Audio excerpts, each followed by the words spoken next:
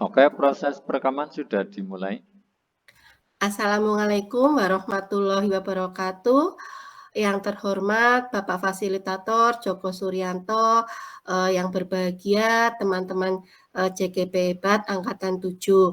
Pada kesempatan kali ini kami akan melakukan coaching sebagai tugas demonstrasi kontekstual pada modul 2.3.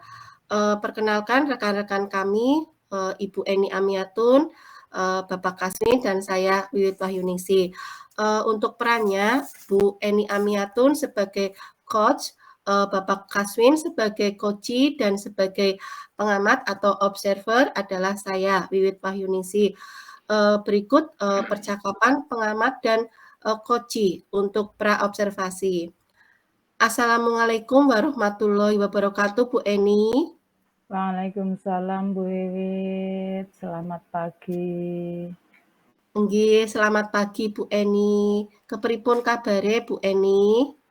Alhamdulillah sehat. Bagaimana keadaan Bu Wiwit juga? Alhamdulillah, saya juga sehat Bu Eni.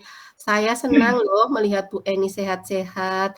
Apalagi Bu Eni besok akan menjadi coach. Tentunya banyak persiapan dan saya mohon segala hal dipersiapkan sebaik mungkin ya Bu Eni. Nggih Bu, insya Allah akan saya persiapkan sebaik mungkin. Mohon maaf Bu Eni, sebelum coaching, mari kita buat kesepakatan tentang rubrik penilaian percakapan coaching terlebih dahulu.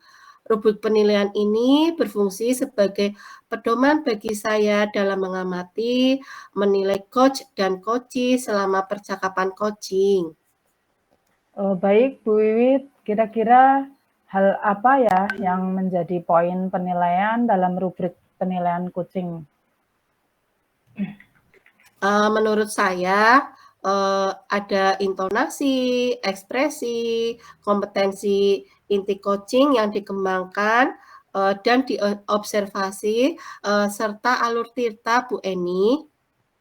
Baik Bu, saya setuju dengan ke-6 poin tersebut. Oke Bu Eni, ke-6 poin tersebut masuk dalam rubrik penilaian coaching ya. Lalu dari percakapan coaching tersebut, kompetensi apa yang ingin Bu Eni kembangkan? Jadi dalam coaching nanti kompetensi yang ingin saya kembangkan di situ adalah present atau kehadiran penuh. Kemudian saya juga ingin mengembangkan sikap terbuka, sabar, kemudian ingin tahu lebih banyak tentang coaching. Oh begitu Bu Eni. Bu Eni ingin mengembangkan kompetensi kehadiran penuh. Lalu dari ketiga kompetensi coaching, kompetensi apa yang ingin Bu Eni observasi? Jadi dari ketiga kompetensi coaching, kompetensi yang ingin saya observasi di sini adalah mendengarkan aktif. Kemudian saya ingin belajar fokus dan menjadikan coaching sebagai pusat komunikasi. Oh begitu. Lantas apa indikator ketercapaian dari tujuan pengembangan yang diinginkan oleh Bu Eni? Karena saya ingin mengembangkan kompetensi kehadiran penuh, maka saya akan jadikan indikator memusatkan perhatian dan memberikan pernyataan positif. Kemudian itu Bu. Jadi kadang saya juga merasa terganggu dengan bunyi HP atau gangguan dari luar lain saat pelaksanaan coaching. Oh, ngaten nggih Bu. Berarti ada 2 indikator yang menjadi patokan ketercapaian dari tujuan pengamatan yang ingin dilakukan, yaitu memusatkan perhatian dan memberikan pernyataan positif. Betul sekali Bu Wiwit. Oke. Eni sudah mempersiapkan lembar observasi yang digunakan selama coaching ini? Nggih, Bu, insya Allah sudah saya persiapkan. Baik sekali. Harapan saya, semoga apa yang Bu Eni rencanakan, bisa berjalan lancar nggih, Bu Eni? Nggih, Bu, amin. Terima kasih Bu Eni sudah berkenan meluangkan waktu. Assalamualaikum warahmatullahi wabarakatuh. Sama-sama Bu Wiwit. Waalaikumsalam warahmatullahi wabarakatuh. Assalamualaikum warahmatullahi wabarakatuh. Selamat siang Ibu Eni. Waalaikumsalam, selamat siang. Apa kabar Pak Kaswin? Semoga selalu dalam keadaan sehat dan bersemangat seperti biasanya. Bagaimana, ada yang bisa dibantu Pak Kaswin? Terima kasih Ibu. Mohon maaf, saya mengganggu waktunya. Adakah Ibu hari ini mempunyai waktu yang luang untuk saya, Bu? Ada, sepertinya sangat bikin deg-degan. Ini ada apa ya Pak Kaswin? Begini Bu, ya mohon maaf, membuat ini Bu Eni merasa gundah gulana ya. Ini begini Bu, saya sedikit ya mau berbagi cerita tentang masalah saya. Apakah ini Ibu Eni berkenan untuk mendengarkan? Dengan senang hati, mudah-mudahan nanti saya bisa berbagi untuk membantu Pak Kaswin. Terima kasih Ibu, ini saya ingin berbagi cerita dan mendapatkan solusi atau masalah yang sedang saya hadapi Bu. Silahkan Pak Kaswin, ceritakan saja kira-kira apa yang sedang Pak Kaswin rasakan. Mungkin nanti saya bisa bantu. Ini begini Bu, ini sebenarnya permasalahan pembelajaran di kelas. Ya, saya kan di kelas 6, di mana ini ketika pembelajaran ini ada salah satu siswa ini sebenarnya belum bisa lancar dalam menulis dan membaca, belum lancar dalam membaca dan menulis, begitu Bu. Loh, bagaimana bisa seperti itu ya Pak? Ya, saya juga bingung, tapi kenyataannya ada. Nah, itu terlacak, terdeteksi ketika dalam pembelajaran kita membaca secara bergiliran. Ini salah satu siswa yang bernama Vicky. Mungkin Ibu juga paham, itu kan siswa yang paling besar lah badannya. Itu ternyata masih gagap atau belum lancar dalam membaca. Begitu, Bu. Oh iya, saya tahu. Kemudian bagaimana cara atau metode yang Pak Kaswin terapkan seperti itu? Dari keterkejutan saya, itu ya pertama saya mengamati. Kemudian juga melakukan pendekatan atau mendekati anak tersebut ketika proses pembelajaran. Dan utamanya pada saat membaca dan menulis. Begitu, Bu. Oh begitu. Lalu bagaimana respon dari siapa tadi? Vicky ya? Oke. Begini, mungkin ya mendapat respon. Yang pertama mungkin Vicky perasaannya ya bercampur aduk. Ketika saya dekati, ya saya amati. Mungkin antara grogi atau juga merasa senang didekati oleh saya selaku gurunya. Oh, jadi masalahnya begitu. Kalau begitu, boleh saya tahu selama ini kira-kira yang sudah Pak Kaswin lakukan dalam proses belajar mengajar itu bagaimana? Ya, yang seperti saya ceritakan tadi, Bu. Saya melakukan perhatian, juga melakukan pendekatan dengan siswa. Kemudian di samping itu saya juga dalam kerja kelompok tentunya melakukan tutor sebaya dengan temannya. Begitu, Bu. Oh iya, jadi Oh, sebenarnya sudah bagus sekali ya, Pak Kaswin, dan sudah, bisa dilanjutkan. Kemudian, hasilnya itu bagaimana saat mengajar menggunakan cara tersebut? Seperti apa yang kita ketahui karakter siswa itu kan berbeda-beda. Nah, eee, perbedaan, belajar pun, eee, cara siswa menangkapnya itu pun berbeda-beda ya. Nggih, Bu. Terima kasih. Ini kalau menurut Ibu bahwa metode saya bisa dilanjutkan. Benar, Bu. Ah, pada saat saya menggunakan cara tersebut, ini kita mengacu kepada istilah pembelajaran berdiferensiasi. Ternyata hasilnya ini anak cukup bersemangat. Kemudian juga aktif dalam pembelajaran, tidak merasa minder atau grogi dan sebagainya. Sehingga uh, Ananda Vicky yang bisa dikatakan mungkin akhirnya menjadi tadinya lower, kita kombinasikan di dalam kerja kelompok dengan anak yang upper itu timbul sebuah semangat, bukan malah timbul dia merasa terkucil ya, sehingga uh, ini akan mempercepat Ananda Vicky dalam proses kelancaran membaca dan menulis. Nah, dari hal tersebut, apakah langkah yang saya lakukan ini termasuk sudah benar atau dan bisa diteruskan lagi ya, Bu? Iya, betul sekali, nanti bisa Pak Kaswin lanjutkan. Kemudian, setelah Pak Kaswin bercerita kepada saya, kira-kira bagaimana perasaan Pak Kaswin sekarang?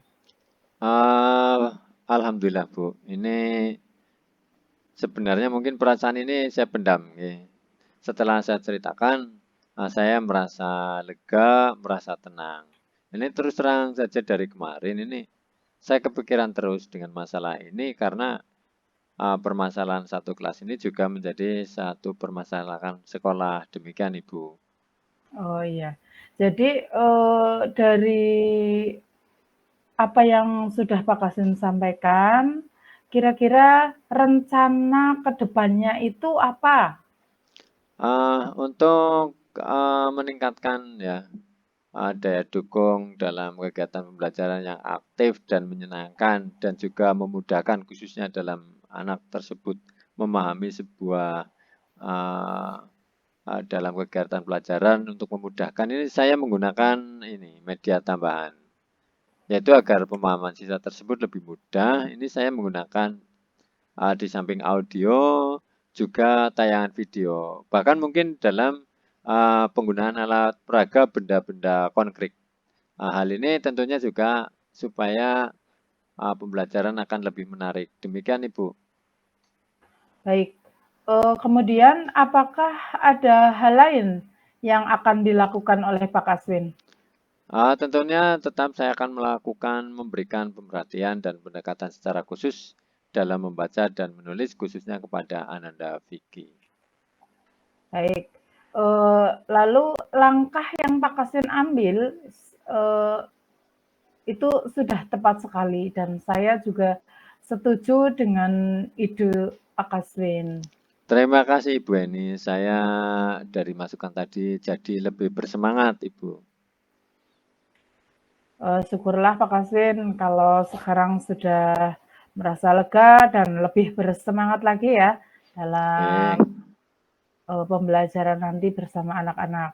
Kemudian dari yang sudah Pak Kaswin rencanakan tadi, kira-kira komitmen apa yang akan Pak Kaswin lakukan untuk menjalankan rencana tersebut? Untuk hal-hal tersebut di atas, ini dalam proses belajar mengajar, saya akan mengacu kepada pembelajaran yang berimpact pada murid, pembelajaran berdiferensiasi, sehingga pembelajaran tersebut akan menyenangkan, akan menyebabkan anak kreatif dan inovatif. Demikian, Ibu. Kemudian dukungan apa ya yang dibutuhkan untuk melakukan komitmen tersebut, Pak Kaswin?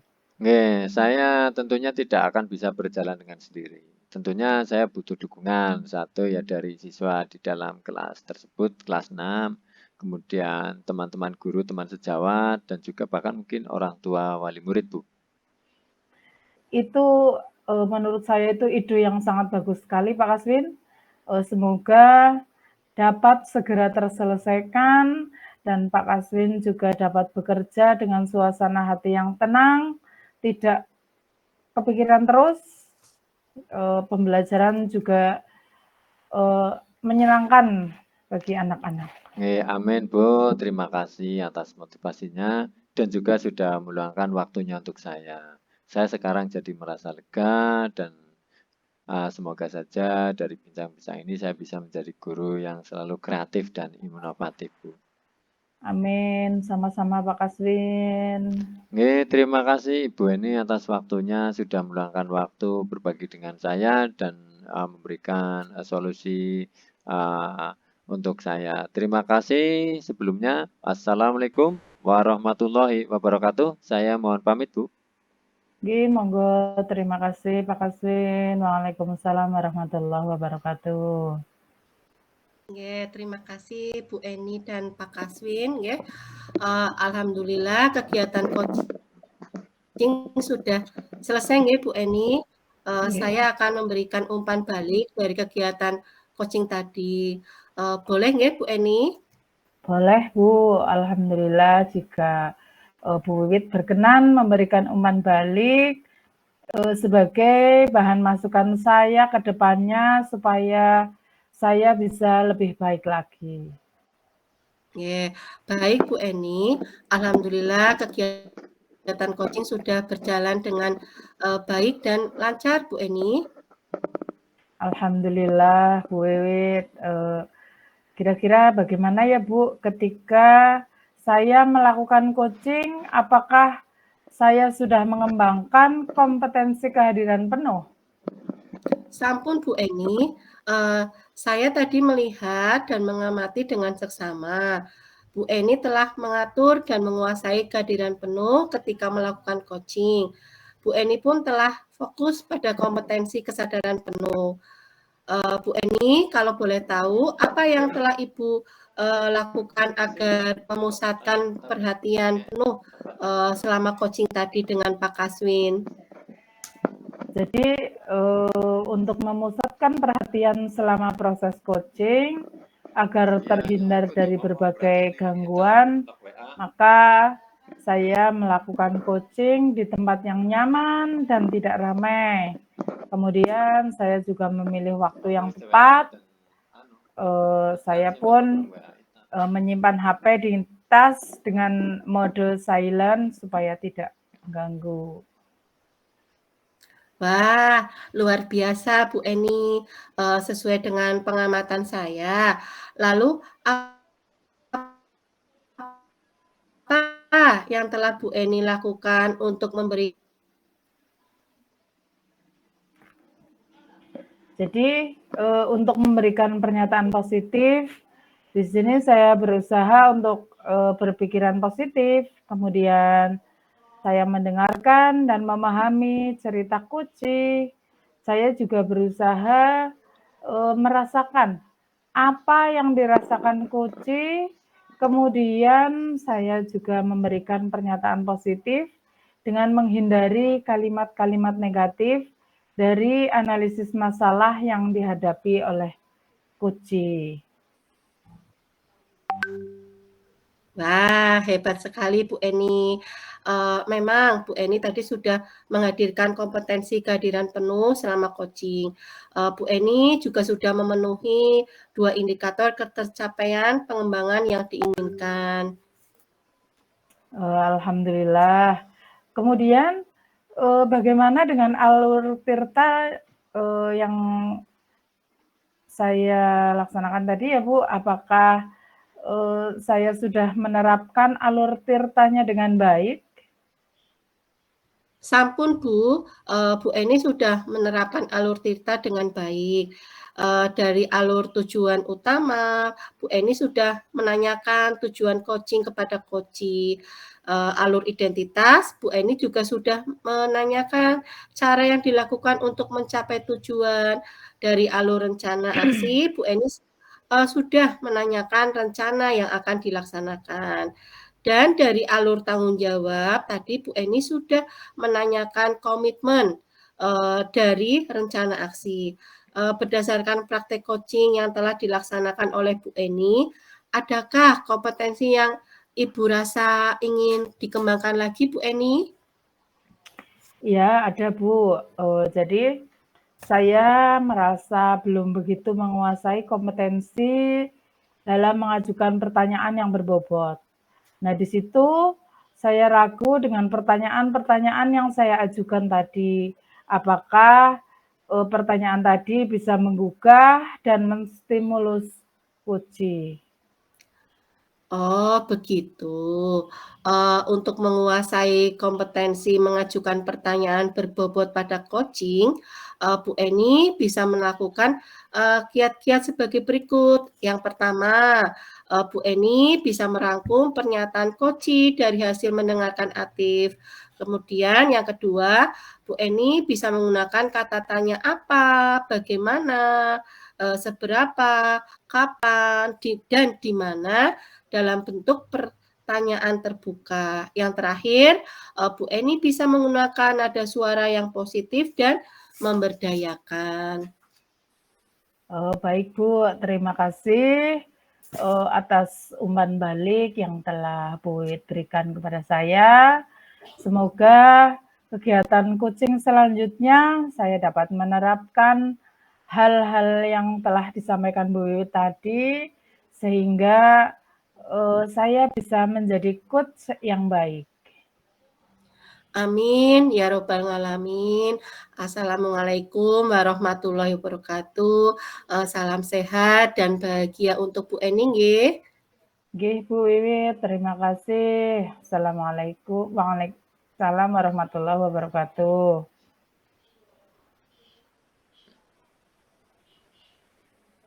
Oke, rekaman 22 menit 42 detik. Saya Mic close.